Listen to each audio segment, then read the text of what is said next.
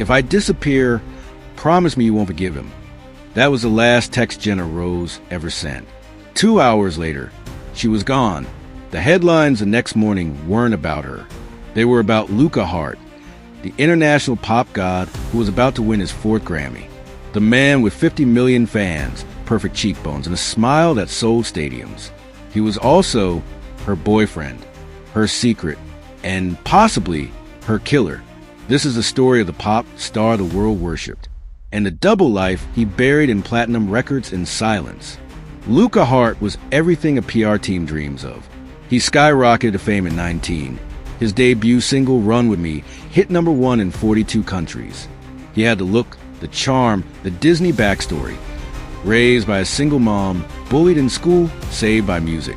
He cried on talk shows, donated to women's shelters, thanked his fans in every interview. To the world, he was soft, sensitive, safe. But behind that was a man nobody really knew, not even Jenna, because while he was rising, she was vanishing.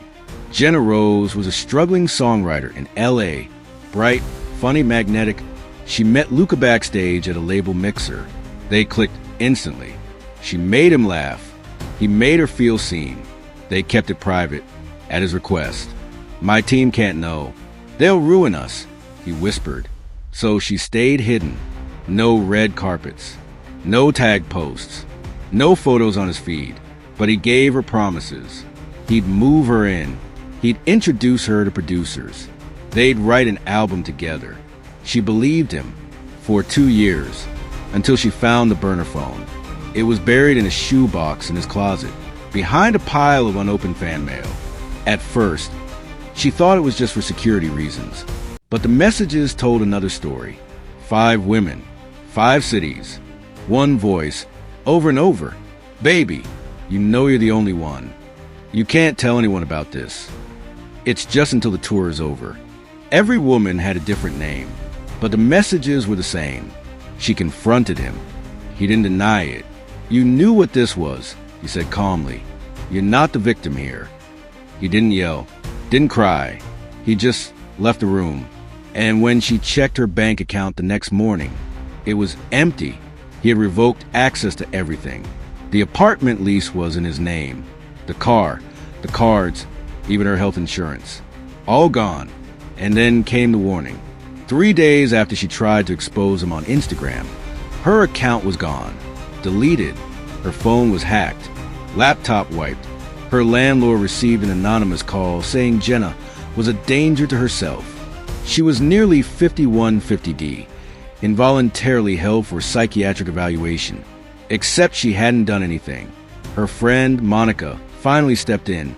Something's happening to her, she told police. He's doing something. He's trying to erase her. The police dismissed it as a domestic dispute. No crime had been committed, so Jenna made a choice.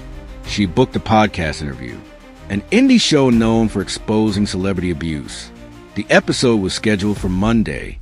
She never made it to the studio. Sunday night, 11:23 p.m., Jenna called Monica in a panic. He was outside, just watching. I saw him. I swear it was him. He's going to kill me. Monica begged her to call 911. Jenna refused. They don't believe me. They never do. At 1:04 a.m., a neighbor heard glass shatter. At 1:19 a.m., a fire alarm went off in the building. By the time fire crews arrived, Jenna's apartment was in flames. The blaze was ruled accidental. No body was found, but something else was. Tucked behind a loose panel in the wall, fire investigators found a red envelope marked, "In case I disappear."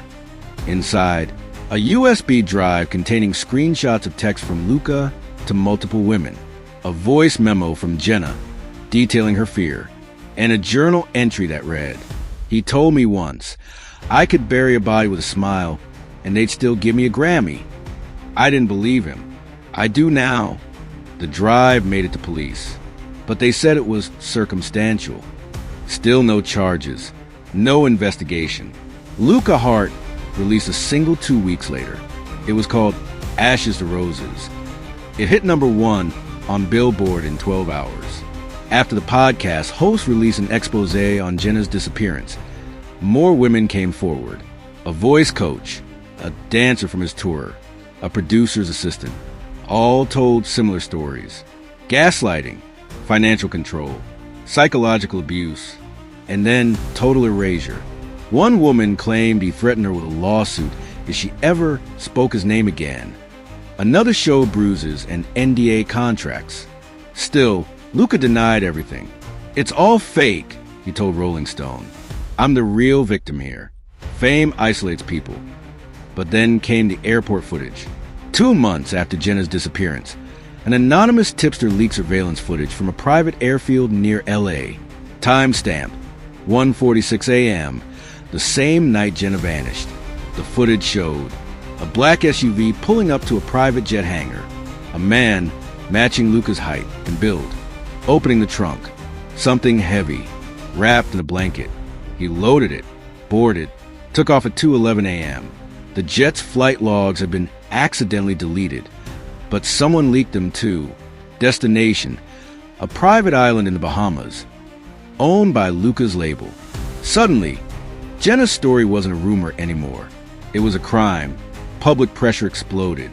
Hashtag Justice for Jenna trended worldwide. Fans burned his merch. His label suspended him. Tour dates were canceled. Brand deals pulled. And finally, Luca Hart was arrested for obstruction and tampering with evidence. But not murder. No body. No definitive proof. His bail was set at $3 million. He paid it in cash. Smiled for the cameras. "The truth always wins," he said. He was right, just not in the way he thought. 8 months later, construction workers in rural Arizona discovered a shallow grave on a property connected to a shell company tied to Luca's manager. Inside, remains matching Jenna's dental records, her necklace, and Luca's DNA under her fingernails. The DA upgraded the charges. Second-degree murder. The trial was live-streamed. Jenna's parents sat in the front row every day. Monica testified. So did the women who had been silenced. The jury took 3 hours to deliberate. The verdict? Guilty. He was sentenced to 40 years without parole. He cried, but not for Jenna. Jenna Rose was 26. She didn't want fame. She wanted safety. To write songs. To love someone who wouldn't destroy her. But she fell for the kind of man we're taught to admire.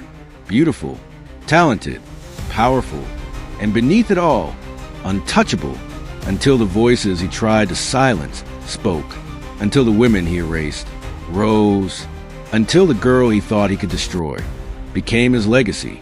Because in the end, Jenna did disappear, but not without a trace. She left behind a voice louder than his career, and a warning for anyone who believes that charm makes a man safe.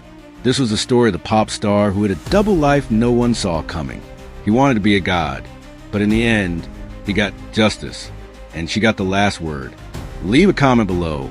I read every single one. Let's talk about it.